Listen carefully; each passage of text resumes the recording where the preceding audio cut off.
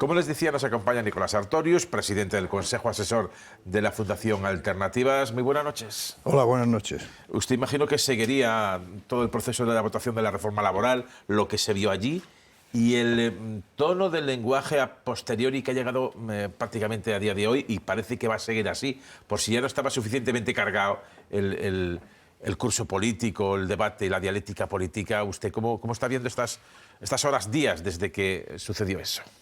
Pues mire, yo lo que creo, vamos, no me gustaría que se desviara la atención, que es una cosa muy vieja además, desviar la atención del asunto de verdad. El asunto de verdad, de lo que sucedió ahí, no es nada de esto que se está comentando, que si dos diputados de UPN hicieron esto, lo otro. No, el problema de fondo es que ahí había un estupendo acuerdo, importantísimo acuerdo, de las fuerzas sociales, patronales, sindicales y gobierno, primero que se hacía en 40 años, el último fue el Acuerdo Nacional de Empleo, que por cierto lo negocié yo en nombre de Comisiones Obreras. Bueno, ese fue entonces. No ha habido nunca un precedente de este tipo. Es un mérito enorme, que ha costado muchísimo, que era bueno para la economía, para la situación social de muchísima gente, para los fondos europeos, para la estabilidad del país, en un momento de crisis múltiple que estamos viviendo gravísima. Y en ese momento hay una confluencia muy curiosa entre, por un lado, las derechas, que van a la política de tierra quemada, y por otro lado, las fuerzas nacionalistas, y confluyen y están a punto de cargarse el acuerdo. A punto. Es decir, uno jugando a la tierra quemada y el otro... ¿A qué? ¿A qué jugaba PNV y Esquerra, en su opinión? Pues a la ruleta rusa. Sí, hacer con el tambor en la pistola, meter una bala, y la bala salió. Pero en el momento en que iba a salir, falló el mecanismo, y no salió. Porque si sale, en este momento no hay acuerdo. Y en este momento España estaría en una situación muy diferente. Porque si alguien cree que cargándose ese acuerdo no iba a pasar nada, está muy equivocado. Se jugó a la ruleta rusa. Y no salió, fue un poco, eso ya la parte un poco ya milagrosa del asunto, ¿no? De que hay un diputado del PP que se equivoca y gracias a Dios se sale. Pero es que el acuerdo era importantísimo. El acuerdo era, no sé si se ha entendido lo que estaba debajo de este acuerdo. Eran los fondos europeos, era el tema de la estabilidad, muchísimas cosas que se estaban jugando ahí. ¿Qué pasa en nuestro país si eso es tan claro como usted dice, para que pase lo que pase? Claro, ¿por qué el PP... ¿Y por qué PNV y Esquerra también votan lo que votan? Vamos a cada parte. ¿Por qué el PP? Yo he pensado, ¿por qué el PP en un acuerdo en el que está la patronal, la PYME, todas las patronales, cómo es posible que no, por lo menos que se abstenga? Porque diga, bueno, por lo menos vamos a darle un margen, no, en contra. Cosa que no había sucedido nunca. Históricamente hablando, nunca. Cuando hubo estos acuerdos, todas las fuerzas políticas, salvo los nacionalistas, que siempre juegan a otras cosas, siempre estaban de acuerdo. Entonces, ¿por qué lo hace? Pues lo único que empiezo a pensar, es que el PP, en su lucha con Vox, sus problemas con Vox, está representando a un sector del capitalismo español que yo llamo el capitalismo cutre.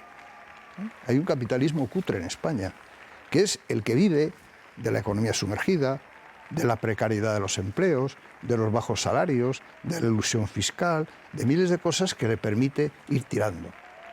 Mientras que la patronal, es decir, la COE en este momento, el sector dominante dentro de la COE, está dirigido por gente que quiere modernizar las relaciones laborales, porque saben que es la única manera de aumentar la productividad, de aumentar la competencia de la economía, y están mucho más intentando acercarse a una situación europea. Es decir, hay, como si dijéramos, dos capitalismos en España, uno innovador, uno que quiere aumentar la productividad, uno que quiere, bueno, modernizar las relaciones laborales y por lo tanto la economía, porque están unidas, y otro, pues que quiere seguir viviendo en este magma, ¿no? Eso es la parte del PP, porque si no, no es comprensible por qué votan en contra de una cosa que ha votado. O es que están a la izquierda de la patronal, o es que están todavía mucho más a la derecha. Es decir, no se entiende por qué han votado en contra, si no es porque están representando intereses que no son los dominantes hoy del capitalismo español. Y los nacionalismos, yo es que tengo una visión quizá que no comparte mucha gente, pero yo la digo, que es que el nacionalismo y la izquierda son incompatibles. Entonces, esto que dicen que son de izquierda, bueno, lo dicen así, pero vamos, de izquierda poco, ¿eh? Porque es que un acuerdo de este tipo que mejora la situación de tanta gente, de tantas millones de personas que lo están pasando fatal, que les han machacado después de la crisis del 2008, y resulta que votas en contra con Vox y con el PP, bueno, me parece que hay que explicarlo, porque claro, no es comprensible, porque los motivos que han ido aduciendo para decir que han votado en contra no se sostienen ni 5 minutos de discusión. Estaba en una situación de vértigo cuando la primera votación... Yo no sé si estaba siguiendo usted por el canal 24 horas o por otro mecanismo la votación. Yo lo estaba. Y son esos 50 segundos que pasan de los aplausos entusiastas de la bancada del PP y de Vox, el desconcierto de la bancada de gobierno y socialista, y en fuera de juego también Aitor Esteban y Gabriel Rufián. ¿Se imagina que hubiera pasado que realmente no hubiera votado mal o se hubiera equivocado el señor? ¿En qué situación estaríamos de gobierno y de estabilidad política en nuestro país? ¿Iríamos a un escenario de elecciones anticipadas? Bueno, probablemente hubiera habido dimisiones, probablemente, yo no estoy seguro y no puedo asegurarlo, pero probablemente el gobierno ya no tenía margen de hacer. ¿Qué va a hacer el gobierno a partir de ese momento si pierde esa votación, que era el proyecto estrella de la legislatura? Bueno, aparte de que hay un aspecto que no se ha comentado mucho, pero que es gravísimo, que yo lo viví hace muchos años y consiguió pararse, y es enfrentar al Parlamento con las fuerzas sociales. Es que eso es muy grave.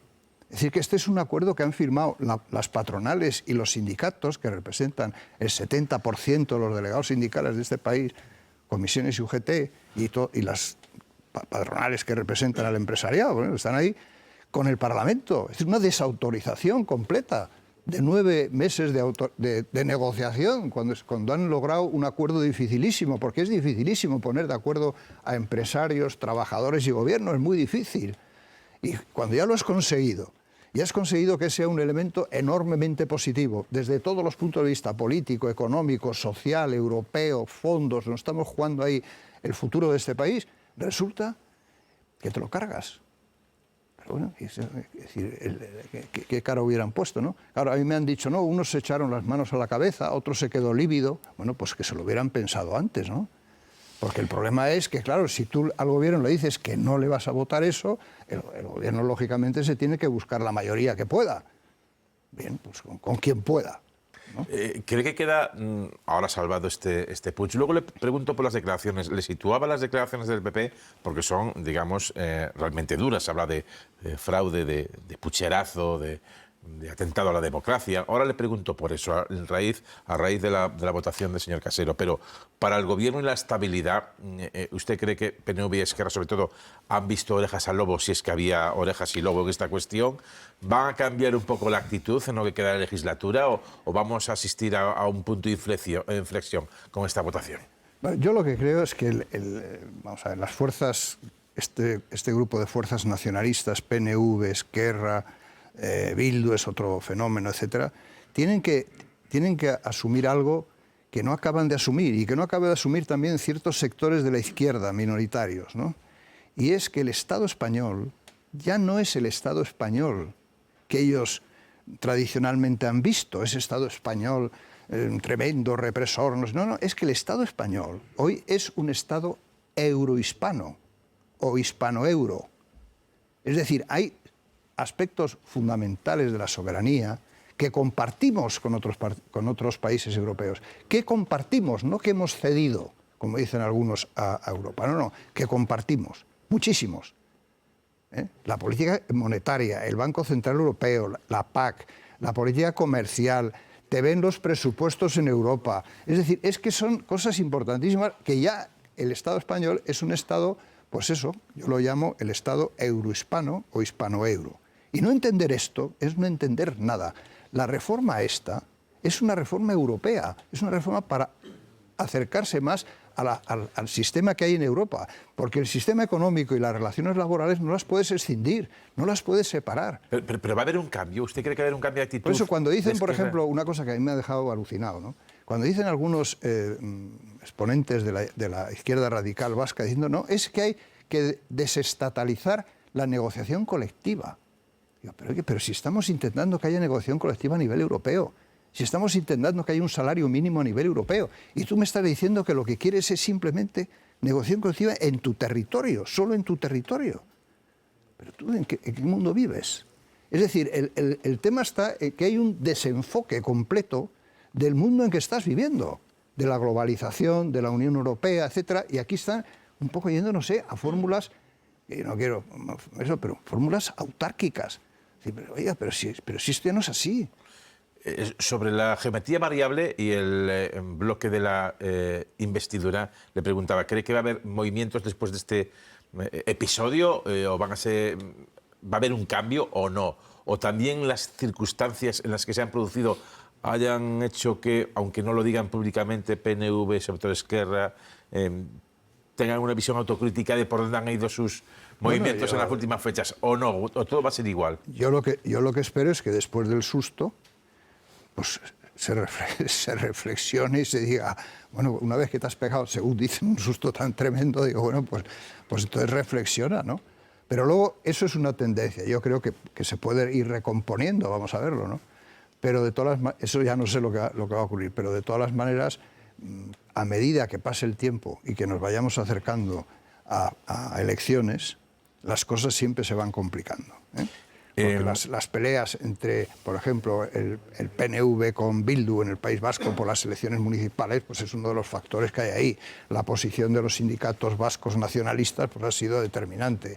Es decir, hay cosas que se van acercando, a medida que se van acercando las cosas se complican. Ahora, yo espero, a pesar de todo, que haya sensatez y que se entre un camino más razonable después de esta especie de ruleta rusa, ¿no? Le pregunto ahora por las declaraciones, fueron bastante duras desde los primeros momentos del Partido Popular, sobre todo que habla de fraude, de pucherazo, de atentado a la democracia. ¿Esto va también a entrar en un camino de bajar un poco o vamos a seguir con este nivel de decibelios? Pues no lo sé, dependerá algo también de qué pase en Castilla y León, ¿no? Es decir, el resultado puede, ¿no?, amagar o todavía más. Hay un momento que tiene importancia, pero yo creo que las cosas cuando entran en el camino jurídico de los jueces, todo es posible.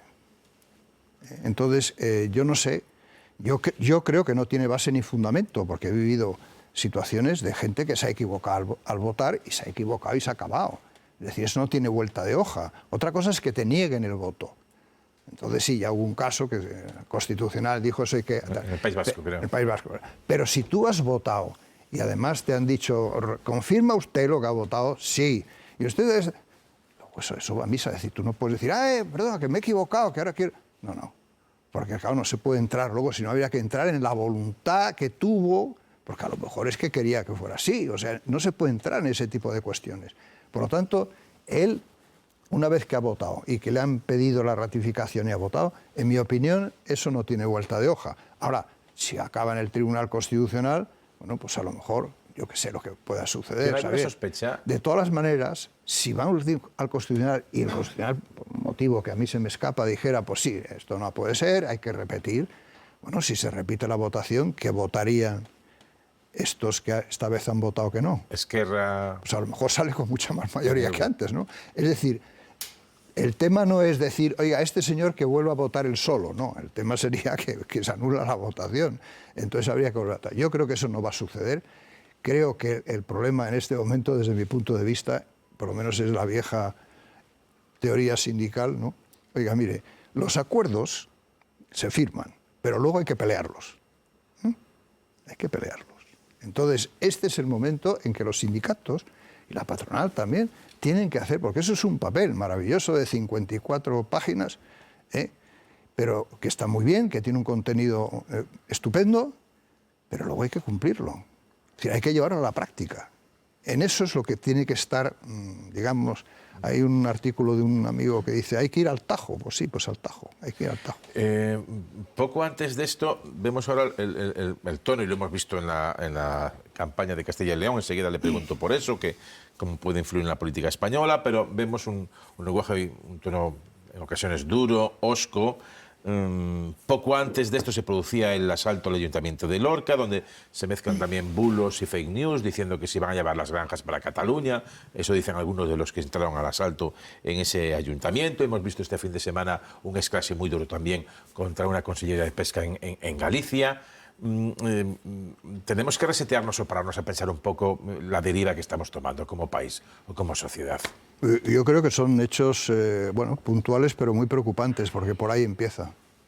Por ahí empieza. Hay un libro muy interesante que he leído hace poco, de Paul Mason, que es un libro que se titula Cómo se para el fascismo, y explica cómo se empiezan por ese tipo de hechos, ¿no? que parecen anecdóticos, que parecen menores, que parecen puramente puntuales, pero que van generando, si no se cortan, si se dejan, pues se van haciendo cada vez más extensos, cada vez más numerosos. Por lo tanto, ese tipo de actos violentos, en mi opinión, hay que cortarlos radicalmente. O sea, no se puede tener una situación un poco, como si dijéramos, diciendo, bueno, esto son pequeñas cosas que hacen ahí unos descerebrados. No, descerebrados no. Hay que cortar eso, porque eso es un síntoma de algo más profundo. Y por lo tanto, eso está hoy en Europa, echas una visión, ¿no? Y resulta que en Italia el partido mayoritario en las encuestas se llama Fratelli Italia. Hermanos italianos, Fratelli Italia, ¿no? Que es una cosa sí, bueno, que es lo que venían Vox, del ¿no? partido del MSI de Mussolini, vamos, de la época de tal. Si vas a Alemania, pues tienes alternativa por Alemania. Si vas a Francia, tienes ya dos derechas que están compitiendo para ver cuál pasa la segunda vuelta. Si vas a bueno, pues aquí en España pues tienes a Vox, que pues también va desarrollándose. Es decir, que ese es un fenómeno que se está extendiendo y que luego debajo, bueno, esos partidos evidentemente no están ejerciendo directamente violencia, pero tienen un discurso que provoca hechos puntuales que hay que cortar para que no se extiendan. Dos cuestiones, o una, para que después ya le puedan preguntar los miembros de la mesa de análisis. Lo citaba usted, hoy teníamos encuestas, luego lo vamos a ver, las elecciones en Castilla y León. Esto es mucho más que, sobre todo por lo que estamos conociendo, que unas elecciones en una comunidad autónoma. ¿Cómo la está usted viendo? Lo que se dice, cómo se dice y la influencia que puede tener la extrapolación al mapa político español. Bueno, seguirlas muy minuciosamente, pues no las sigo. O sea, lo que dicen los medios, televisión, radio, prensa, en fin. Pero vamos, no tengo una opinión sobre la campaña, de cómo va, etcétera. Yo lo que estoy observando es que se ha hecho una apuesta como de repetición de Madrid, la Madrid bis, ¿no? Castilla-León puede ser otra vez lo de Madrid, que arrasa el Partido Popular con su candidato, etcétera, etcétera. Y me da la impresión que tengo es que no va a ser tanto así. Ahora vamos a ver el resultado, pero da la impresión de que no es como aquí. Que la repetición de lo que pasó aquí probablemente no se va a dar. Que se ha querido hacer una campaña también, como se hizo aquí, que es tú, candidato del PP, lo que tienes que hacer es atacar a Sánchez. Olvídate del candidato aquí del PSOE, eso no existe. Tú contra Sánchez, que es lo que hizo aquí Ayuso, ¿no? Y que eso te va a funcionar. Bueno, pues ahí eso parece que no funciona. Porque la gente quiere que se hable de las cosas de ahí. Y se está dando cuenta que no se habla tanto de las cosas de ahí, sino que se va por otro lado, ¿no? Entonces yo tengo la impresión de que la segunda operación, y aparte de todo, no entiendo muy bien por qué se convocan unas elecciones que se está gobernando con Ciudadanos para que el resultado sea que tienes que gobernar con Vox. Es un negocio ruinoso. Digo yo, no sé, me parece un negocio malo desde el punto de vista de la derecha. Entonces, porque da la impresión de que gobernar con Ciudadanos va a ser complicado, por lo que dicen las encuestas. Luego si es Mañueco, ya ha dicho Egea que él no le va a dar sus diputados. Pero quiere decir que parece ser que si gobierna la derecha tiene que ser con la extrema derecha. Y con la extrema derecha hoy tú en Europa vas mal, vas muy mal. Por lo tanto, yo creo que es más en esa línea un poco de esta derecha, del PP, que en vez de representar a los sectores más avanzados, innovadores, etcétera, del capital español, etcétera, de lo que representa España, pues está apostando por los sectores más atrasados y más cutres de este país. Eso yo creo que es un mal negocio para el PP. Bueno, vamos con las preguntas de los miembros de la mesa. Manuel Rico. Yo le voy a preguntar por la reforma laboral, pero antes voy a hacer una pequeña anotación. Me sorprende, la verdad, escuchar que el nacionalismo y la izquierda son incompatibles. Yo soy gallego y si alguien sostiene que el BNG no es un partido de izquierda me parecería realmente asombroso. Pero vamos a la reforma laboral. Yo creo que es bueno que haya salido la reforma laboral, porque aunque bueno, probablemente se queda corta respecto a las expectativas que planteó el propio gobierno, mejora sin ninguna duda la situación que hay. Pero creo que había un argumento, yo he escuchado a las fuerzas de izquierdas que se han opuesto, nacionalistas en este caso, un argumento que a mí sí que me interesa y que yo creo que tiene cierto, o que es poderoso, y es, a ver, el Congreso es la sede de la soberanía nacional y a estos partidos se les pidió aceptar sin tocar una coma, fue la expresión que se utilizó permanentemente, un acuerdo que se había adoptado, obviamente por los agentes legitimados para el diálogo social, pero fuera del Congreso. ¿Usted no cree que habría sido más razonable que se hubiese tramitado como proyecto de ley para respetar por completo, vamos, obviamente esto también lo respeta, pero que esos partidos tenían ese punto de razón, que es, oigan, mire, usted viene aquí, gobierno, con un acuerdo y me dice que no puedo tocar ni una coma, ¿en qué posición quedo yo? Y es un trágala y usted me pide el sí acrítico. E insisto, yo estoy de acuerdo con usted en que creo que la reforma laboral es bueno y es bueno que se haya aprobado. Pero ¿no cree usted que ese argumento es un argumento poderoso para haber pedido que como mínimo el trámite de proyecto de ley para debatirlo y mejorarlo? Vamos a ver, yo creo que no por una razón. Vamos a ver, porque existe la democracia.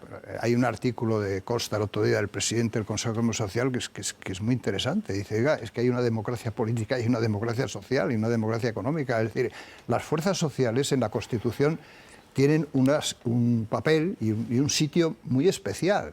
Están ya en los primeros artículos de la Constitución, al mismo nivel que los partidos, el artículo 7 en concreto, y habla de que hay un espacio, que es el espacio propio de las fuerzas sociales, hombre, que hay que respetar. Es decir, tú no puedes estar 9 meses negociando las fuerzas sociales que representan. Bueno, yo dije el otro día algo un poco en plan irónico, diciendo, bueno, ¿quién queda fuera de los empresarios, de todos los... ¿Quién queda fuera? Los rentistas, o el que no ha dado un palo al agua en su vida. Es decir, porque es que ahí está representado todas las fuerzas sociales que hay, por lo menos las inmensamente mayoritarias, ¿no? Entonces, llegan a un acuerdo muy costoso, muy equilibrado. Claro, mover una coma es una frase. Es evidente que a nadie le interesa ir a un proceso parlamentario para cambiar una coma, ¿verdad? Es para cambiar algo que sea sustancial, pero en el momento que cambias algo sustancial, el equilibrio se rompe. El equilibrio se rompe, o por el lado sindical o por el lado patronal.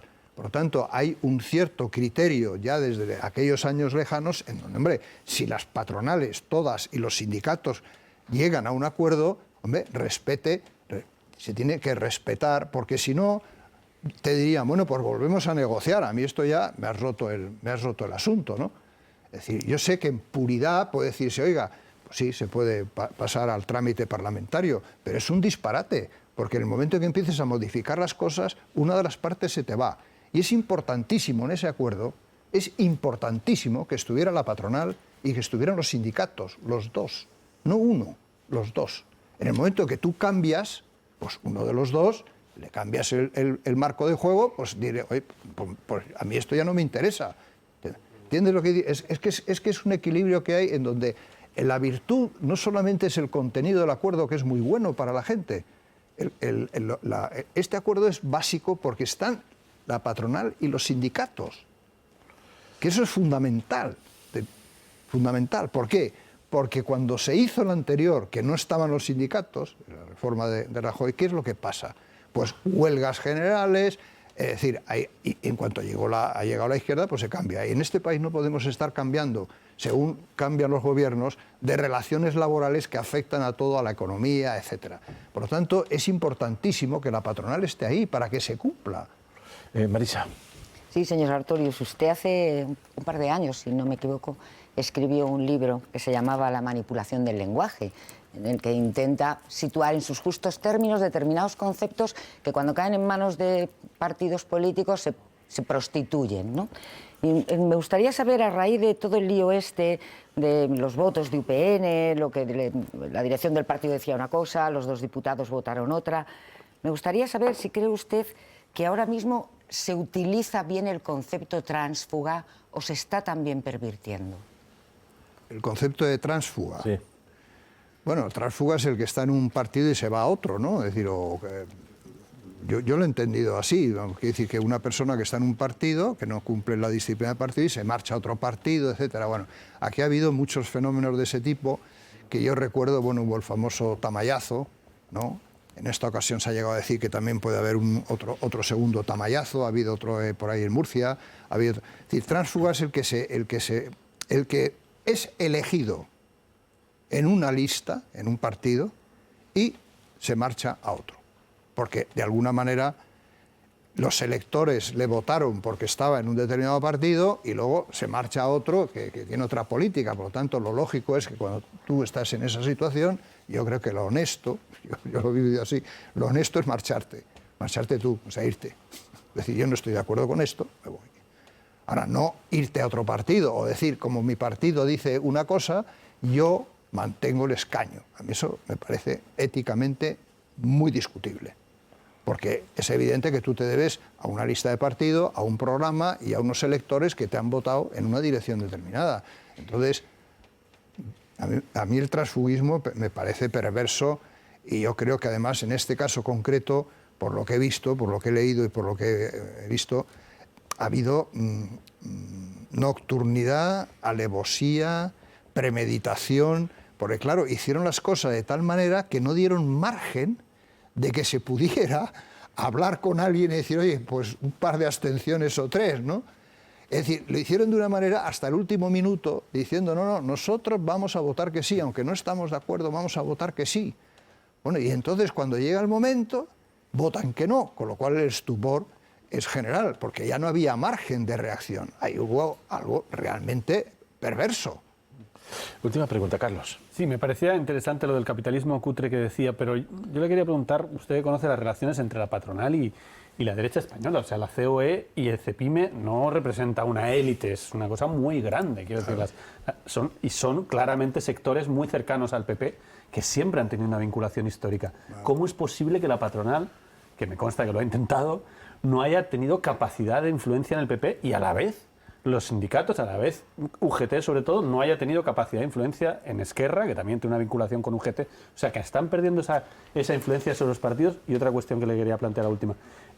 A usted, que ha sido una persona importante durante la transición, que ha vivido todo el proceso constitucional, ¿qué le supone, cómo está viviendo las últimas noticias sobre el rey emérito? Hoy de nuevo sabemos que se certifica que tuvo una fortuna en Jersey en su momento, aunque todo va a quedar en nada por una cuestión de prescripción y de inviolabilidad, pero todo este proceso de estos escándalos, para alguien, insisto, para su generación, para la gente que estuvo y formó parte de ese pacto que incluía la monarquía, que ¿cómo están viviendo una cosa así? Yo, sobre la primera, lo enlazo con lo que decía el amigo... Manuel Rico.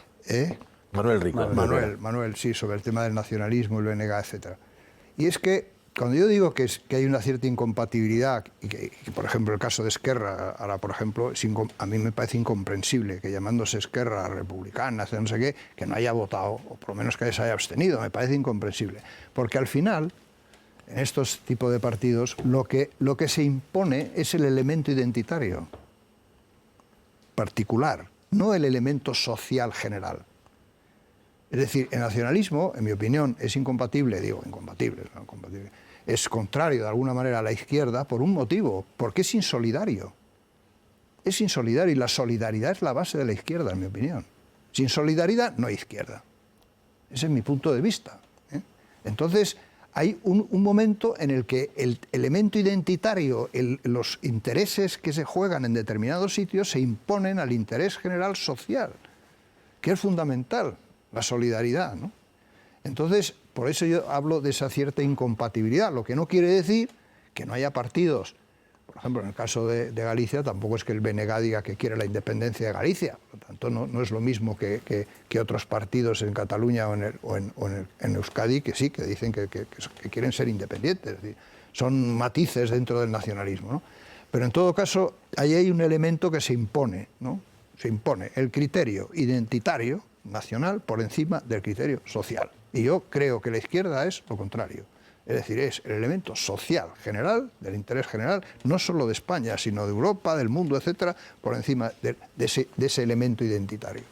Y en el caso de la patronal, de la COE, yo creo que la COE ha tenido un criterio, la dirección de la COE, lo que representa la COE, un criterio pragmático, de modernización de este país, de necesidad de modernizar este país, de modernizar las relaciones laborales. Es imposible, es muy difícil aumentar la productividad española con el sistema de relaciones laborales que teníamos. Es muy difícil. Y eso es un elemento central en el pensamiento de una patronal moderna, una patronal que quiere, digamos, equipararse y modernizarse a nivel de cómo están las cosas en Europa. Ahora, que hay una relación entre el PP y la COE, etcétera, pues sí, estoy de acuerdo con lo que dice, en el sentido de que ahora esta vez se ha roto. Esta vez se ha roto, porque yo creo que la COE le ha sentado fatal. Le hubiera sentado fatal que esto no hubiera salido adelante.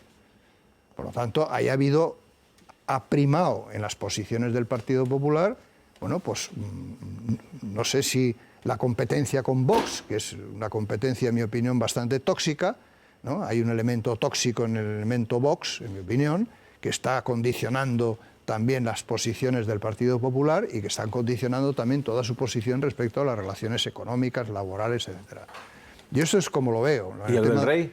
Y lo del rey, ¿qué quiere que le diga? Le preguntaba si... ¿Cómo lo vive todos estos escándalos una persona que participó en... Bueno, vamos a ver, yo creo que el rey tuvo un papel en su momento, ¿no?, positivo en la historia de la transición, jugó un papel claramente positivo, vamos, en el momento de la transición, en el momento del 23F y en muchos momentos.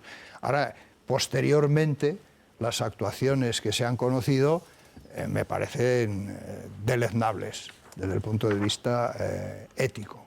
Otra cosa es que jurídicamente, por una razón u otra, no se les pueda eso. Yo, por ejemplo, he escrito que me parece que la interpretación de que el rey es inviolable, incluso en los asuntos privados, no estoy de acuerdo con esa interpretación. Creo que es una interpretación que no es ni medieval. ¿No era esa la idea que tenían cuando los debates de la Constitución? No, eso es una interpretación que se ha hecho después, pero si uno lee la Constitución, cuando habla de inviolabilidad, lo relaciona con irresponsabilidad. Y la irresponsabilidad es porque los actos del rey tienen que estar refrendados por el jefe del gobierno o por ministros. Por lo tanto, no va a ser responsable el rey de cosas... Pero claro, si mata a su suegra, evidentemente no hay ni jefe de gobierno ni ministro que esté detrás de eso. Por lo tanto, en los actos privados, que no tienen nada que ver con sus funciones como jefe del Estado, el pensar que eso es inviolable es una aberración absoluta. Si la interpretación del Constitucional es esa, yo estoy contraria a esa interpretación. No es necesario cambiar la Constitución, simplemente interpretar las cosas de manera razonable. En los actos privados de delitos del Código Penal, usted no es inviolable, porque la inviolabilidad es porque es usted el jefe del Estado en los actos del jefe del Estado, pero no en sus actos privados. Solo faltaría. Eso no ocurría en la Edad Media. Bueno, pues aquí lo dejamos. Nicolás Sartorius, como siempre, ha sido un placer tenerle aquí en la televisión pública, en Televisión Española. Y nada, que estamos encantados de hablar, de charlar y sobre todo de escucharle. Muy bien, muchas gracias. Muchísimas gracias. Muy buenas noches.